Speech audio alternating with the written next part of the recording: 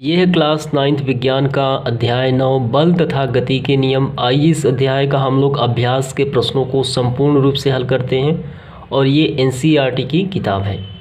तो प्रश्नों की कुल संख्या है 1 से लेके 18 तक। तो सभी प्रश्नों को हम लोग इस वीडियो में हल करेंगे। तो इन सभी प्रश्नों को हल करने से पहले आपको कुछ महत्वपूर्ण सूत्रों को ध्यान देना होगा। अति महत्वपूर्ण सूत्र संकेतों को देख लेते हैं। v का मतलब होता है अंतिम वेग, u का मतलब होता है प्रथम वेग, t का मतलब होता है समय, ये सब सामान्य सी बातें हैं। s का मतलब होता है विस्थापन यानी दूरी, m1 का मतलब होता है द्रव्यमान, a का मतलब होता है त्वरण, p का मतलब होता है संवेग यानी मोमेंटम, f का मतलब होता है बल अर्थात फोर्स। आइए पहला देखिए सूत्र। गति का प्रथम समीकरण v = u + at। विस्थापन यानी दूरी s निकालने का फॉर्मूला क्या होता है? ut + ½ at²। संवेग यानी मोमेंटम का फॉर्मूला होता है p = m × v। बल निकालने का फॉर्मूला F = m × a। अब इसके बाद देखिए गति का ये लास्ट समीकरण है, तीसरा समीकरण v² = u² + 2as। त्वरण निकालने का फॉर्मूला यानी वेग परिवर्तन की दर को कहा जाता है त्वरण, v2 - v1/t। संवेग का फॉर्मूला देखिए, संवेग जो परिवर्तन होता है टक्कर से पहले का m1 × u1 + m2 × u2। तो यही तमाम फॉर्मूले इस अध्याय में अप्लाई होंगे, इसलिए ये काफ़ी महत्वपूर्ण है। आइए प्रश्न क्रमांक पहला देखते हैं। कोई वस्तु शून्य बाह्य असंतुलित बल अनुभव करती है, क्या किसी भी वस्तु के लिए अशून्य वेग से गति करना संभव है? जी हाँ, तो वस्तु के वेग के परिमाण एवं दिशा पर लगने वाले शर्तों का उल्लेख करें, यदि नहीं तो कारण स्पष्ट करें। तो आइए इसको हल करते हैं। तो यहाँ पे देखिए कोई वस्तु शून्य बाह्य असंतुलित वेग से अनुभव करती है। असंतुलित बल मतलब होता है बल का एक परिमाण है, ठीक है, वो बल जो किसी वस्तु में विक्षोभ उत्पन्न कर सकता है असंतुलित बल है। लेकिन उस असंतुलित बल का मान क्या है? 0 न्यूटन है, यानी इस बल का कोई महत्व नहीं रह जाता, ठीक है। यानी वस्तु जो वस्तु की स्थिति रहेगी उसी स्थिति में वो बनी रहेगी, क्योंकि असंतुलित बल तो लग रहा है लेकिन उसका मान 0 है। अशून्य होता तो कुछ अलग बात होती, लेकिन इसका मान 0 है। तो आपको क्या लिखना है? हाँ, निम्नलिखित स्थितियों में यह संभव है। यहाँ पे हाँ, यह संभव है कि कोई वस्तु अशून्य वेग से गति कर सकती है। वेग का मान अशून्य है लेकिन शून्य नहीं है, ठीक है। जो भी वेग हो, जब उस पर शून्य बाह्य असंतुलित बल कार्य लगता है, जब उस पर शून्य बाह्य असंतुलित बल लगता है, यानी जो बाहरी बल लगता है असंतुलित तो है ही बाहरी बल, लेकिन उसका मान क्या है? 0 है। यानी बल लगने से कोई वस्तु पे परिवर्तन नहीं होगा, वस्तु अपनी पहली स्थिति को बनाए रखेगी। वस्तु के वेग के परिमाण एवं दिशा में कोई परिवर्तन नहीं होगा, अर्थात वस्तु एक समान वेग से जिस दिशा में चल रही है उसी दिशा में चलती रहेगी। गति के प्रथम नियम यानी जड़त्व के नियम के अनुसार कोई वस्तु विरामावस्था में है तो वो अपनी स्थिति को बनाए रखेगी, या गति की अवस्था में है तो वो अपनी स्थिति को बनाए रखेगी। तो यही बात आपको आंसर में लिखना है। तो इस तरीके से ये प्रश्न क्रमांक 1 समाप्त हो जाता है। इसके पश्चात प्रश्न क्रमांक दूसरा है। जब किसी छड़ी से एक दरी यानी कारपेट को पीटा जाता है तो धूल के कण बाहर आ जाते हैं, इसका कारण हमें स्पष्ट करना है। जब किसी छड़ी से एक दरी को पीटा जाता है तो दरी पर लगने वाले बल के कारण दरी गतिशील हो जाता है, लेकिन धूल के कण जो उसमें धूल के कण उपस्थित होते हैं वो जड़त्व के कारण विरामावस्था में रहते हैं और वो अपनी अवस्था को बनाए रखते हैं गति के प्रथम नियम के अनुसार, यानी जड़त्व के नियम के अनुसार, इसलिए वो नीचे गिर जाते हैं। तो ये आपको समझ में आ गया होगा। तो चलिए इसके बाद देखते हैं प्रश्न क्रमांक तीसरा। बस की छत पर रखे सामान को रस्सी से क्यों बांधा जाता है? तो बस के गतिमान होने पर बस की छत पर रखा सामान जो होता है वो जड़त्व तथा न्यूटन के प्रथम नियम के अनुसार विराम की अवस्था में ही रहना चाहता है, ठीक है। बस के अचानक जब चलेगी तो सामान गिर पड़ेगा, अतः सामान को बचाने हेतु उसे रस्सी से बांध दिया जाता है। तो यहाँ पे आपको समझना है। तो ये बस है, देखिए बस ये गतिमान बस है और उसके ऊपर एक सामान रखा हुआ है, तो बस के साथ ये सामान भी गति में आ गया, ठीक है। तो बस जब रुकती है तो सामान तो पहले से गति में है, जो बस रुकेगी अचानक तो वो अपनी गति की अवस्था को बनाए रखेगी जड़त्व के नियम के अनुसार, कि कोई भी वस्तु अपनी पूर्व की अवस्था को बनाए रखेगी। इसलिए जब बस के रुकते ही वो गति में ही रहना चाहेगी, इसलिए वो गिर पड़ेगा सामान। अब जब बस रुकी हुई है तो सामान भी रुका हुआ है। जब बस अचानक शुरू हो जाएगी तो ये सामान क्या होगा, ये सामान तो पहले से जड़त्व के कारण विरामावस्था में है, तो अचानक बस के चलने से ये सामान पीछे की तरफ गिर जाएगा, यानी ये वो सामान जो है वो अपनी विराम की अवस्था में बनाए रखेगा। मुख्य कारण जड़त्व ही है, तो वस्तु को गिरने से बचाने हेतु इसे रस्सी से बांध दिया जाता है। ठीक है, तो आपको यही बातें आपको लिखनी है। प्रश्न क्रमांक 4 है, किसी बल्लेबाज द्वारा क्रिकेट की गेंद को मारने पर गेंद जमीन पर लुढ़कती है। कुछ दूरी चलने के बाद यानी चलने के पश्चात गेंद रुक जाती है। गेंद रुकने के लिए धीमी होती है क्योंकि, तो यहाँ पे इस प्रश्न के लिए 4 विकल्प दिया गया है, हमें सही विकल्प का चयन करना है। गेंद पर गति की दिशा के विपरीत एक बल कार्य कर रहा है, ये सही होगा। ये गेंद है, ठीक है, तो बल्लेबाज ने गेंद को मारा है, ठीक, ये गेंद की गति इस तरफ है, ठीक है, और गेंद पर एक बल कार्य कर रहा है। कौन सा बल कार्य कर रहा है, वो बल कहलाता है घर्षण बल। गति की विपरीत जो बल कार्य करता है उसे कहते हैं घर्षण बल। और ये जड़त्व के कारण जब विरामावस्था में आएगी तो उसके साथ ही साथ घर्षण बल भी उस पर लग रहा है। तो ऑप्शन नंबर सी जो है वो इसका राइट आंसर हो जाएगा, विराम की अवस्था में ला देता है, यानी जड़त्व को प्राप्त कर देता है। तो उम्मीद करता हूँ ये आपको समझ में आ गया होगा। चलिए इसके बाद देखते हैं प्रश्न क्रमांक 5वां है, एक ट्रक विरामावस्था से किसी पहाड़ी से नीचे की ओर नियत त्वरण से लुढ़कना शुरू करता है। यह 20 सेकंड में 400 मीटर की दूरी तय करता है। उसका त्वरण ज्ञात करें। क्या ज्ञात करना है, पहले हमें त्वरण ज्ञात करना है। अगर इसका द्रव्यमान 60 टन है तो इस पर लगने वाले बल की गणना करें। हमें त्वरण निकालना है और बल निकालना है। तो सर्वप्रथम जो मान दिए गए हैं हम यहाँ पे नोट डाउन कर लेते हैं। तो ये रहा दिया गया मान, आपको काफ़ी ध्यान से समझना है। ट्रक का द्रव्यमान कितना दिया गया है, यहाँ देखिए ट्रक का द्रव्यमान दिया गया है 60 टन। यहाँ पे 1 टन जो है वो 1000 kg के बराबर है, आपके बुक में दिया गया है। तो यहाँ पे 60 टन है तो इसलिए 7000 हो गया, यानी 1000 से गुणा कर दिया जाएगा, 7000 टन, 7000 kg हो जाएगा। ठीक है, तो ये ट्रक का द्रव्यमान आ गया। इसके बाद देखिए समय दिया गया है कितना, टी बराबर यहाँ पे 20 सेकंड दिया गया है। एस कितना दिया गया है, यानी विस्थापन अर्थात दूरी कितना दिया गया है, तो यहाँ पे देखिए 400 मीटर दिया गया है।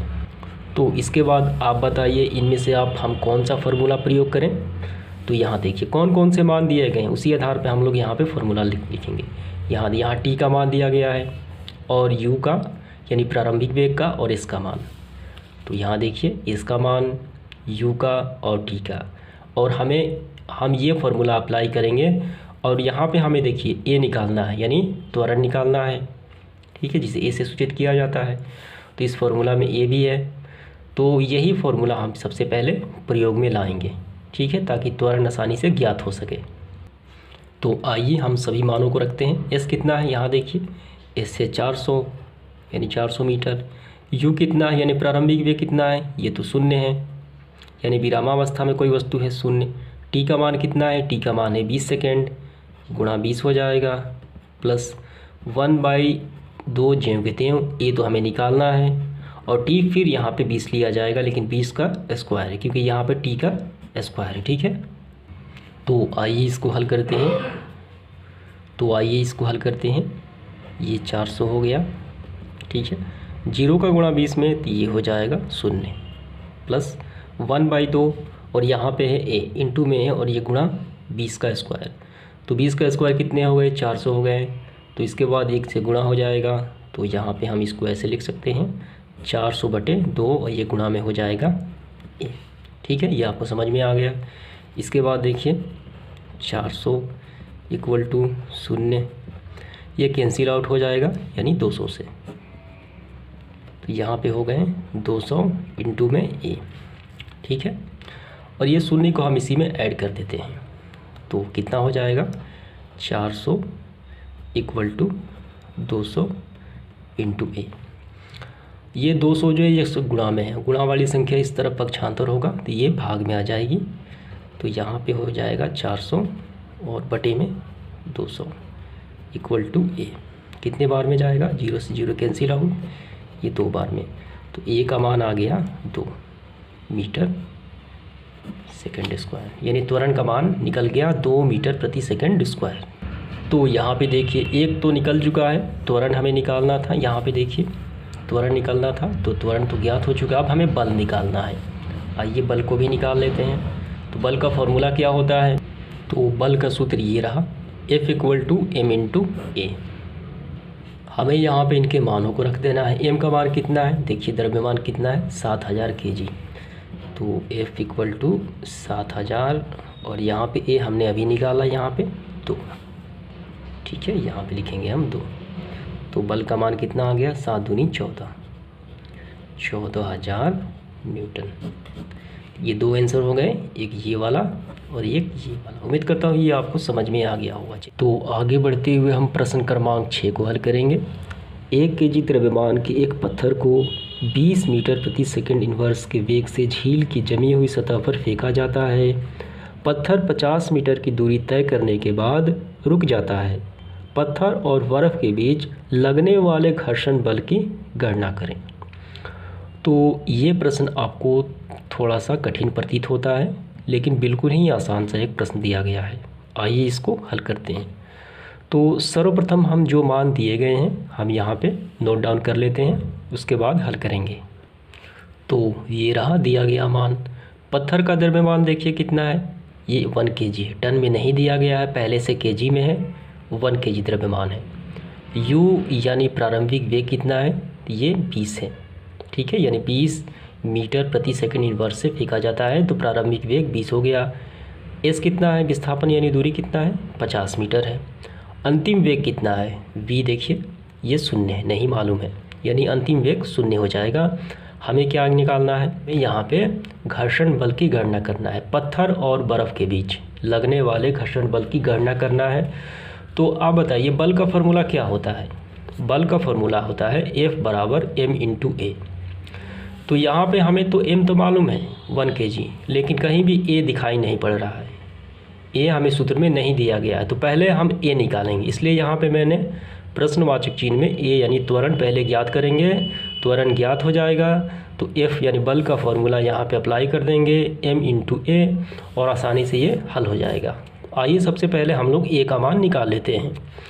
तो a का मान निकालने के लिए आप बताइए कौन सा फार्मूला हम यहाँ प्रयोग करें। यहाँ पे हम लोग ये वाला फार्मूला प्रयोग करेंगे, क्योंकि यहाँ देखिए यहाँ पे a का मान निकालना है हमें, और यहाँ पे विस्थापन दिया गया है और प्रारंभिक वेग भी दिया गया है यहाँ पे, और अंतिम वेग भी हमें मालूम है 0 है। तो इस फार्मूले की मदद से हम a का मान पहले ज्ञात करेंगे और उसके बाद घर्षण बल की गणना कर लेंगे। आइए इस फार्मूले को हम यहाँ पे लिखते हैं। तो आपके मन में सवाल उठ रहा होगा कि ये फार्मूला हमने क्यों नहीं अप्लाई किया, यहाँ पर भी एस है और यहाँ पर भी है, तो ये हमने अप्लाई क्यों नहीं किया। कि यहाँ पे देखिए 2 अज्ञात चीज़ें ज्ञात नहीं की जा सकती, क्योंकि हमें यहाँ पे टी ज्ञात नहीं है, और ये फार्मूला तो अप्लाई होगा ही नहीं, क्योंकि यहाँ पे एस नहीं है, ठीक है, और टी भी नहीं है। और यहाँ पे देखिए एस तो है, लेकिन हमें यहाँ पे टी ज्ञात नहीं है और ए भी ज्ञात नहीं है। तो 2 अज्ञात चीज़ें हों तो एक ज्ञात नहीं की जा सकती, तो इसीलिए ये फार्मूला हम यहाँ पे प्रयोग करेंगे। सभी मानों को हम रखते हैं। v कितना है, यहाँ देखिए v है 0 स्क्वायर हो जाएगा, इक्वल टू u कितना है, प्रारंभिक वेग 20 है, तो 20 का स्क्वायर हो जाएगा, प्लस 2 ज्यों के त्यों, a तो हमें निकालना है। s कितना दिया गया है, s दिया गया है 50, ठीक है, इसके यहाँ पे हो जाएगा 0 इक्वल टू ये कितना हो जाएगा, ये हो जाएगा 400, 50 दूनी 100, 100 ए हो जाएगा, ठीक है, LHS और RHS। तो हमें ए निकालना है, तो इस पूरे को हम उस तरफ भेज देते हैं, ठीक है। तो ये प्लस का तो उस तरफ आ गए तो माइनस में आ जाएगा 100 ए। यहाँ क्या है, यहाँ पहले से है RHS में 400, ठीक है। ए निकालना है तो ये गुणा में है, इस तरफ पक्षांतर होगा तो ये भाग में चला जाएगा, बटे में ये माइनस का 100। कैंसिल आउट हो गए, 4 बचा लेकिन माइनस का 4। तो यहाँ पे ए का मान कितना आ गया, माइनस का 4 मीटर प्रति सेकेंड, यानी त्वरण का अवमंदन हो रहा है, माइनस में है। अब हम आसानी से घर्षण बल की गणना कर सकते हैं। फॉर्मूला क्या होता है, F = m × a। m का मान कितना है, देखिए यहाँ पे 1 है, और a का मान कितना हमें अभी निकालना, माइनस का 4। तो F बराबर कितना आ गए, माइनस का 4 न्यूटन। तो दो आंसर ये वाला, तो इसका आंसर हो जाएगा माइनस का 4 न्यूटन। तो उम्मीद करता हूँ ये आपको बेहतर तरीके से समझ में आ गया होगा। आइए इसके बाद इसका अगला प्रश्न देखते हैं। 8000 केजी द्रव्यमान का रेल इंजन प्रति 2000 केजी द्रव्यमान वाले 5 डिब्बे को सीधी पटरी पर खींचती है। एक रेल कितना है, एक रेल इंजन का द्रव्यमान कितना है, 8000 केजी, उसका द्रव्यमान है 8000 केजी, और ये रेल इंजन प्रति 2000 केजी द्रव्यमान वाले, यानी एक डिब्बे का द्रव्यमान कितना है, 2000, कितना है 5 डिब्बे, तो कितना हो गया 10,000 केजी। 10,000 केजी द्रव्यमान वाले एक 8,000 केजी द्रव्यमान का रेल इंजन उसे सीधी पटरी पर खींच रहा है।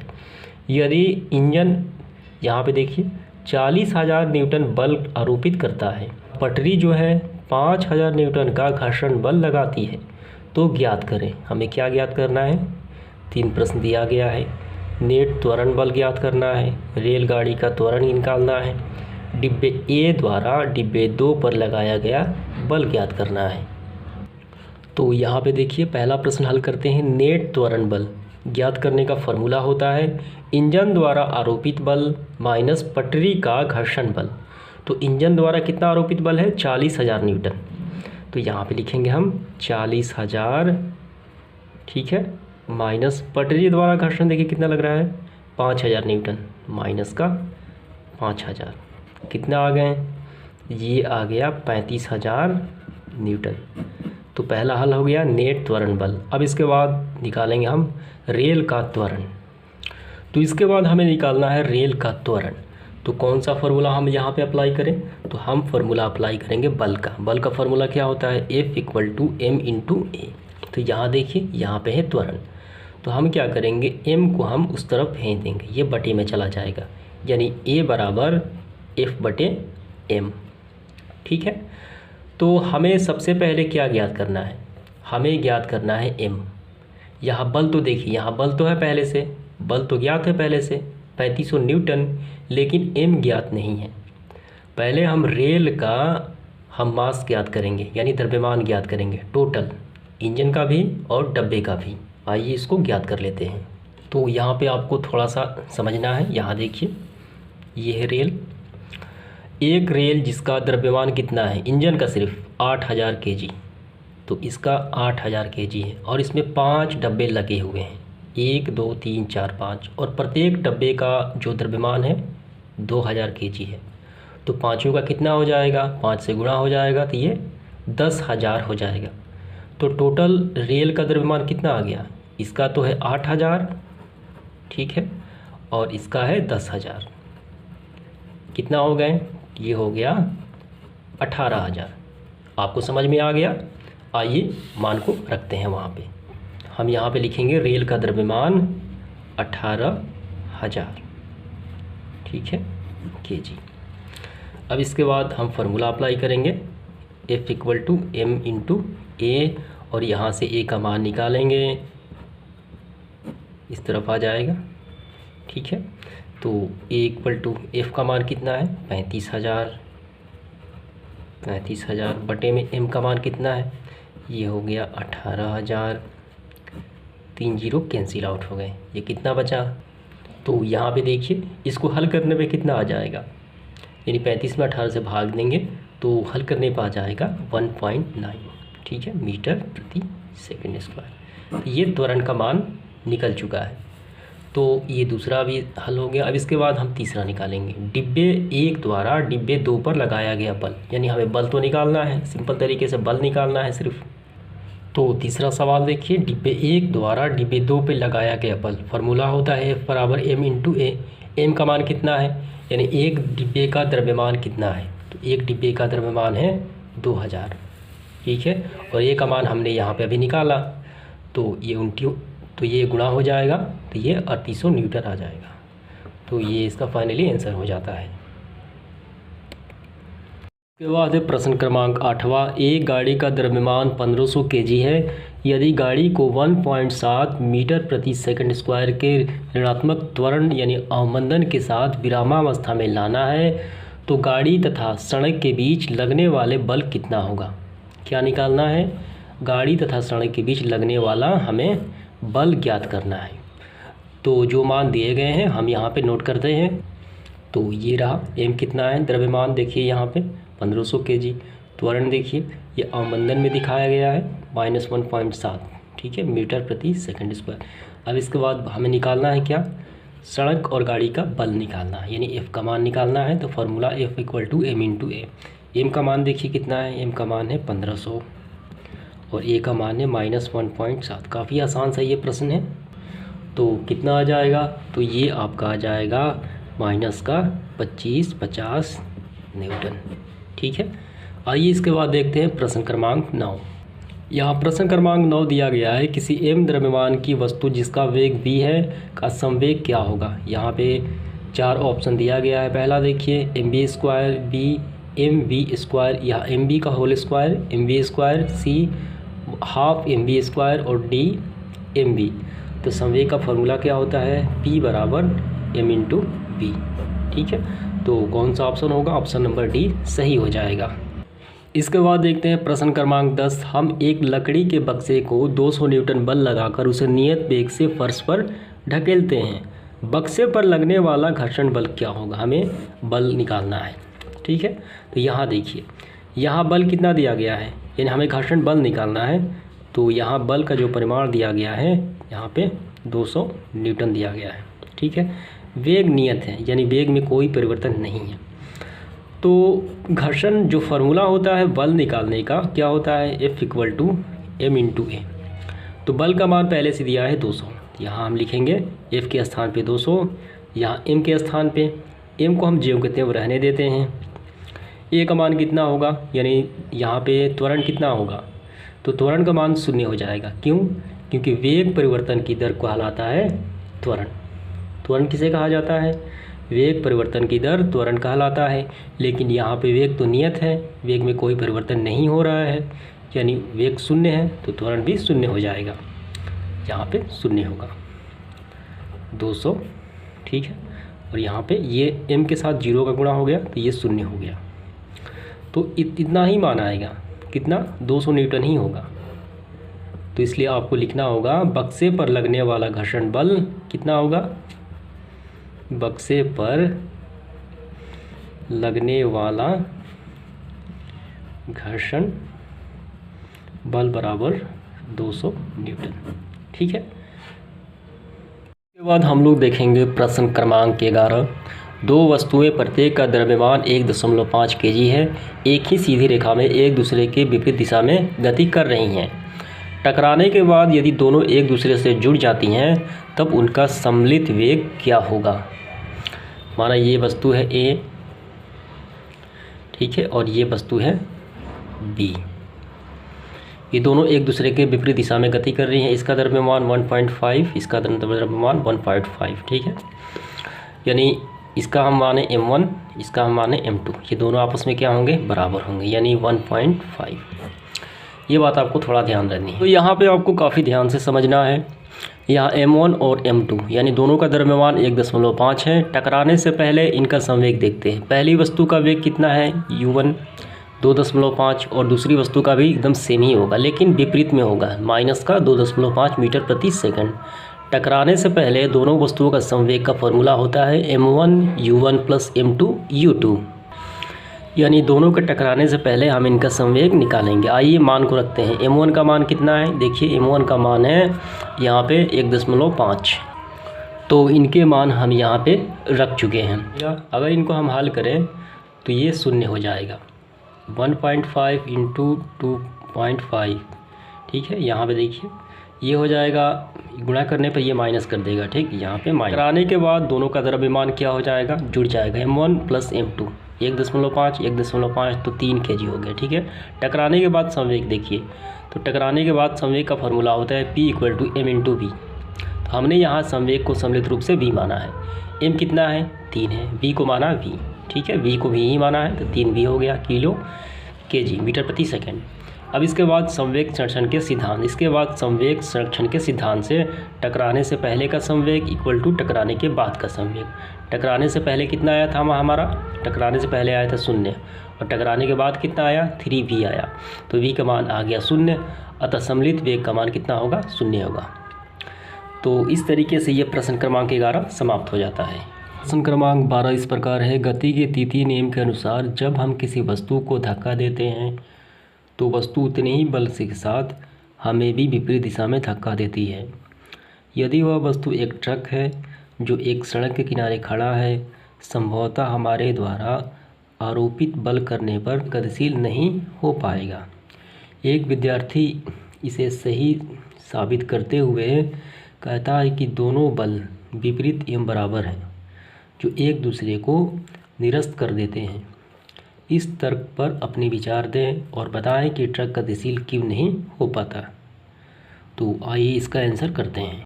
तो इस तरीके से आपको आंसर में लिखना है, ट्रक का द्रव्यमान काफ़ी अधिक होने के कारण उसका जड़त्व भी काफ़ी अधिक है, जो उसकी विराम अवस्था से गतिशील अवस्था में आने का विरोध करती है। इसके बाद जब हम ट्रक को धक्का देते हैं तो हमारे द्वारा लगाया गया बल इतना अधिक नहीं होता कि वो ट्रक के जड़त्व बल को निरस्त कर सके तथा ट्रक विराम अवस्था में ही बना रहता है। दूसरी ओर गति के द्वितीय नियम के अनुसार जब हम ट्रक को धक्का देते हैं तो ट्रक उस बल के बराबर तथा विपरीत दिशा में बल लगाता है। इस तरह दोनों बल एक दूसरे को निरस्त कर देते हैं तथा ट्रक गतिशील नहीं हो पाता। तो यही कारण आपको लिखने हैं। इसके बाद हम लोग देखेंगे प्रश्न क्रमांक 13। 200 ग्राम द्रव्यमान की एक हॉकी की गेंद 10 मीटर प्रति सेकंड की वेग से सीधी रेखा में चलती हुई 5 केजी द्रव्यमान के लकड़ी के गुटके से संघट्ट करती है यानी टकराती है तथा उससे जुड़ जाती है। उसके बाद दोनों एक साथ उसी रेखा में गति करते हैं। संघट्ट के पहले और संघट्ट के बाद में कुल संवेग की गणना करें। दोनों वस्तुओं की जुड़ी हुई अवस्था में के वेग की गणना करें। तो ये थोड़ा सा लंबा सवाल है, तो आइए इसको हम लोग हल करते हैं। तो यहाँ पे आपको काफ़ी ध्यान से समझना है। हॉकी की गेंद का द्रव्यमान m1 कितना है, यहाँ देखिए 200 ग्राम, ठीक है। तो हम ग्राम को केजी में बदल देते हैं 1000 से भाग देकर, ठीक है। तो ये आ जाता है 0.2 kg, ठीक है। अब इसके बाद हॉकी का द्रव्यमान हो चुका है। अब हॉकी का है प्रारंभिक वेग u1 देखिए, ये कितना दिया गया है, ये दिया गया है 10 मीटर प्रति सेकंड यहाँ पे। अब इसके बाद लकड़ी की बात करते हैं हम लोग, यहाँ पे लकड़ी के गुटके की। तो लकड़ी के गुटके का द्रव्यमान कितना है, 5 kg है और इसका प्रारंभिक वेग कितना है, इसका है 0। अब इसके बाद देखते हैं शर्त के अनुसार संघट्ट यानी टक्कर से पहले का संवेग फॉर्मूला होता है m1 × u1 plus m2 × u2। तो इसके मान हम यहाँ पे रखेंगे। m1 का मान देखिए यहाँ पे, m2 u1 का मान यहाँ पे, प्लस m2 का मान कितना है 5 kg इंटू u2 का मान है 0।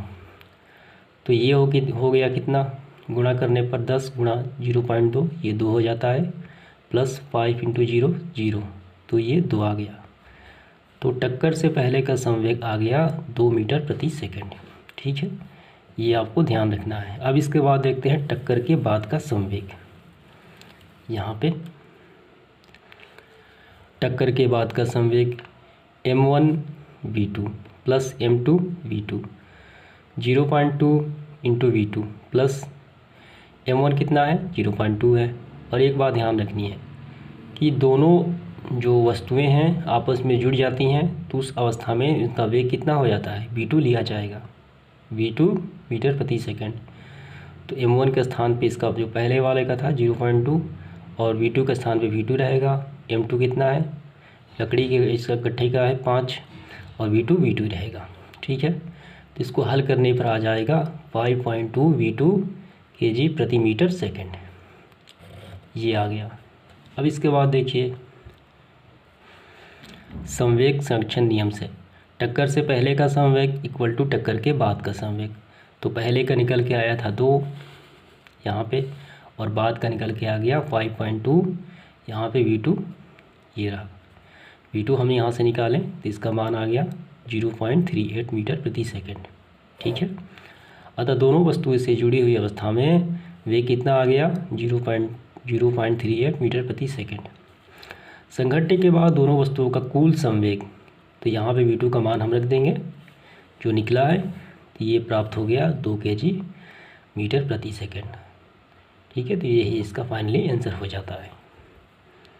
प्रश्न क्रमांक 14, 10 ग्राम द्रव्यमान की एक गोली सीधी रेखा में 150 मीटर प्रति सेकंड के वेग से चलकर एक लकड़ी के गुटखे से टकराती है और 0.03 सेकंड के बाद ये रुक जाती है। गोली लकड़ी के कितनी दूरी तक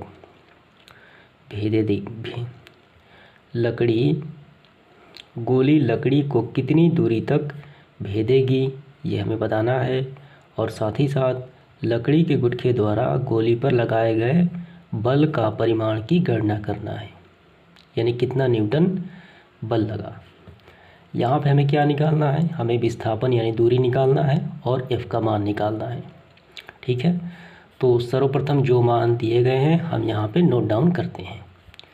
गोली का द्रव्यमान देखिए 10 ग्राम दिया गया है। प्रारंभिक वेग देखिए 150 मीटर प्रति सेकंड है। समय कितना है, तो ये रहा 0.03 सेकंड। और V2 यानी अंतिम वेग 0 है। विस्थापन निकालना है और बल का परिमाण निकालना है। तो ये काफ़ी सिंपल सा एक प्रश्न दिया गया है, तो आइए इसको थोड़ा समझते हैं।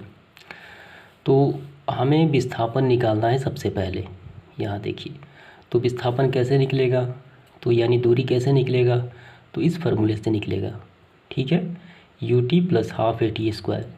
यहाँ कौन कौन से मान हैं, u तो है, t भी है, ठीक है, और u है, t है, लेकिन a नहीं है। तो पहले a की आवश्यकता पड़ेगी, यानी त्वरण की आवश्यकता पड़ेगी। तो त्वरण कैसे निकालेंगे, त्वरण हम गति के प्रथम समीकरण से निकालेंगे, v = u + at, क्योंकि यहाँ पे सभी मान है, v भी है, u भी है और t भी है, और यहाँ से हम त्वरण आसानी से निकाल लेंगे। जब त्वरण निकल जाएगा तो विस्थापन निकालेंगे, और जब विस्थापन निकल जाएगा तो बल यानी बल का फार्मूला F × A करके निकाल लेंगे। तो आइए इसको हल करते हैं। तो यहाँ पे आपको ध्यान देना है, तो गति के पहला समीकरण से हम A निकालेंगे, v = u + at। ठीक है, तो यहाँ देखिए v का मान कितना है, यहाँ पे है 0, u का कितना है 150, प्लस a तो निकालना है और t क्या है 0.03। ठीक है, अब इसके बाद देखिए इस पूरे को हम इस तरफ LHS की तरफ ला देते हैं। यहाँ है LHS में 0 और RHS में इतना, तो ये प्लस का है तो इस तरफ माइनस में, और ये पहले से तो है, ये पहले से शेष बच गया कितना 150, ये रहा। अब ये हम निकालेंगे तो गुणा में है, ये आ गया भाग में, तो यहाँ पे देखिए 150/0.03। ठीक है, पॉइंट हम उड़ा देते हैं तो ऊपर चला जाएगा 00, 150 × 100/3, ये कैंसिल आउट हो गया 50 से, कितना हो गया 50 × 100 यानी 5000, लेकिन माइनस का। तो त्वरण निकल के कितना आ गया, त्वरण अवमंदन हो रहा है तो ये माइनस का 5000 मीटर प्रति सेकंड। अब हम वास्तविक निकालते हैं दूरी, जो सवाल में हमें पूछा गया है। तो फार्मूला हो गया S = ut + ½ AT²। S = u कितना है, देखिए 150 है, और t कितना है 0.03, ये रहा समय, प्लस 1/2, a हमने निकाला अभी माइनस का 5000 और t 0.03 का स्क्वायर। ठीक है, यहाँ पे 0.03 का स्क्वायर। इसके बाद देखिए, इसके बाद इस पूरे को कैलकुलेशन करने पर कितना आ गया, तो ये आ गया 4.5, प्लस माइनस का 1/2, ये रहा 5000। ठीक है, और इसका स्क्वायर हम जब करेंगे 0.03 का 0.0009 आ जाएगा। ठीक, यहाँ पे 4.5 - 1/2 और इसका हम जब आपस में गुणा कर देंगे तो आ जाएगा इंटू 4.5। तो ये कैंसिल हो गया, 2 से 2.25, ठीक है। तो यहाँ पे बचा 4.5 और माइनस में 2.25, तो इसको हम घटा देंगे तो आ जाएगा इस बराबर 2.25 मीटर। तो इसका मान तो निकल गया, यानी पहला सोल्व हो गया। इसके बाद हमें बल निकालना है। तो बल का फॉर्मूला होता है F = m/a। m कितना है? द्रव्यमान। यहाँ देखिए ये ग्राम में है, हम इसको केजी में बदलेंगे, 1000 से भाग दे देंगे तो ये हो जाएगा 0.01 kg, 0.01 kg। और ए का मान हमने निकाला माइनस का 5000, ये गुणा करने पर आ जाएगा माइनस का 50, लेकिन लिया जाएगा 50 न्यूटन ही। ये दोनों आ गए इसका आंसर। उम्मीद करता हूँ ये आपको समझ में आ गया होगा। इसके बाद हम लोग देखेंगे प्रश्न क्रमांक 15। एक वस्तु जिसका द्रव्यमान 1 kg है 10 मीटर प्रति सेकंड के वेग से एक सीधी रेखा के चलते हुए विरामावस्था में रखे 5 kg द्रव्यमान के एक लकड़ी के गुटके से टकराती है। उसके बाद दोनों साथ साथ उसी सीधी रेखा में गति करते हैं। संघट्ट के पहले और बाद में कुल संवेगों की गणना करें। आपस में जुड़े हुए संयोजन के वेग की भी गणना करें। तो आइए इसको हल करते हैं। यहाँ m1 कितना है? यहाँ देखिए पहला द्रव्यमान कितना है? 1 kg दिया गया है, ठीक है। और प्रारंभिक वेग कितना है? 10 मीटर प्रति सेकंड है। इसी प्रकार दूसरा जो द्रव्यमान है 5 kg है, और ये v2 और ये u2 जो दूसरा जो प्रारंभिक वेग है ये 0 है। टकराने से पहले का संवेग हमें ज्ञात करना है, m1 u1 plus m2 u2। इसका मान हम यहाँ पे रखेंगे। इसके बाद इसका मान आ गया 10 किलोग्राम प्रति मीटर सेकंड। जुड़े हुए वस्तुओं का द्रव्यमान देखिए, दोनों जब आपस में टकरा जाएंगे तो उनका द्रव्यमान जुड़ जाएगा, m1 प्लस m2 यानी 1 + 5 यानी 6 kg। यदि संयोजन V हो तो कुल संवेग कितना हो जाएगा? P = m × v। m के स्थान पर हम 6 लेंगे और v के स्थान पर v लेंगे, यानी 6v kg प्रति मीटर सेकंड। अब इसके बाद दोनों की तुलना किया जाए। 6v = 10, v बराबर कितना आ गया? 10/6 यानी 5/3 मीटर प्रति सेकंड। ये हल हो जाता है। इसके बाद है प्रश्न क्रमांक 16। 100 kg द्रव्यमान की एक वस्तु का वेग समान वेग त्वरण से चलते हुए 6 सेकंड में 5 मीटर प्रति सेकंड से 8 मीटर प्रति सेकंड हो जाता है। वस्तु से पहले और बाद के संवेगों की गणना करें। उस बल के परिमाण की गणना करें जो उस वस्तु पर आरोपित है। तो सबसे पहले दिए गए मान हम यहाँ पे देखेंगे।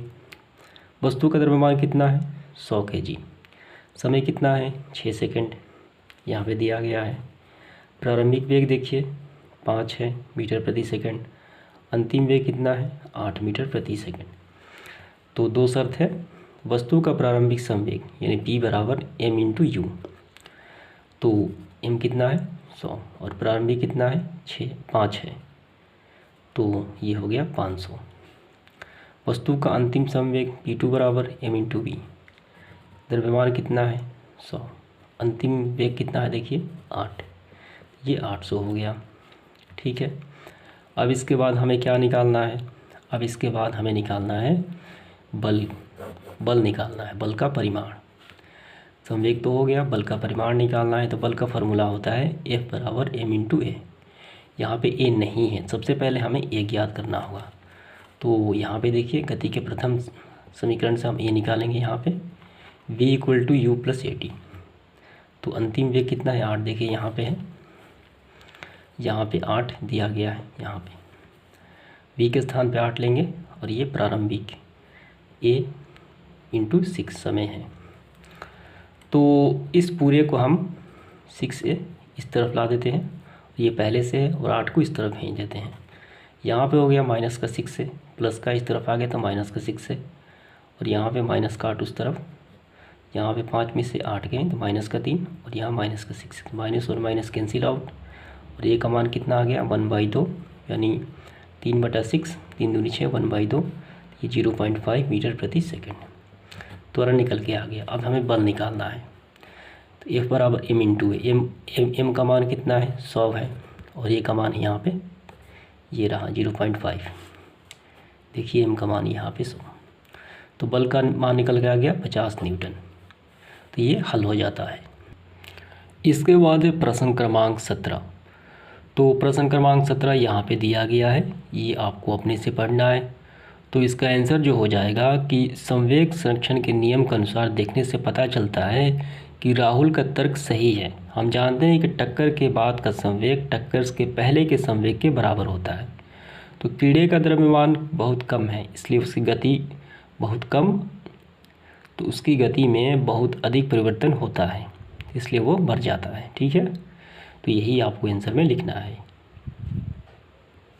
तो आइए इस सेशन का आखिरी सवाल हम लोग हल करते हैं। यहाँ पे है प्रश्न क्रमांक 18। एक 10 kg द्रव्यमान की घंटी 80 सेंटीमीटर की ऊंचाई से फर्श पर गिरी। इस अवस्था में घंटी द्वारा फर्श पर स्थानांतरित संवेग के मान की गणना करें। परिकलन में सरलता हेतु नीचे दी गई डिस्ट त्वरण का मान 10 मीटर प्रति सेकंड स्क्वायर लें। ठीक है, यहाँ देखिए घंटी का द्रव्यमान कितना है, m 10 kg।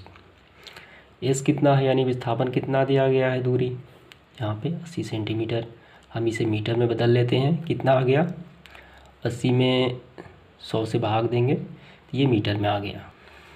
यहाँ पे प्रारंभिक वेग 0 है और अंतिम वेग भी निकालना है। तो सबसे पहले हमें क्या निकालना होगा, हमें v का मान निकालना होगा। ठीक है, तो इस फॉर्मूले से हम निकालेंगे v² = u² + 2as। v² = प्रारंभिक वेग कितना है, ये 0 है, प्लस 2, a का मान कितना है, यहाँ देखिए 10 दिया गया है, 10 इंटू, और दूरी कितना है, यहाँ है दूरी 80/100। ठीक है, तो यहाँ देखिए, और यहाँ पे v², तो यहाँ पे देखिए 0 से 0 कैंसिल आउट, इस 0 से ये भी कैंसिल आउट, नीचे क्या बचा, 1 बचा, ऊपर क्या बचा, 8 और 2 बचा, 8 दूनी 16 हो गए और प्लस 0, तो 16 ही होगा। v² = 16, तो ये स्क्वायर का वर्ग का पक्षांतर इस वर्गमूल हो गया, तो v बराबर इसका वर्गमूल होता है 16 का 4 मीटर प्रति सेकंड। ठीक है, तो फर्श से टकराते समय घंटी का संवेग निकल के आ गया p = m × v। m का मान है 10 और v का मान अभी निकला 40 kg प्रति मीटर सेकंड। तो इस तरीके से ये सवाल हल हो जाता है। धन्यवाद।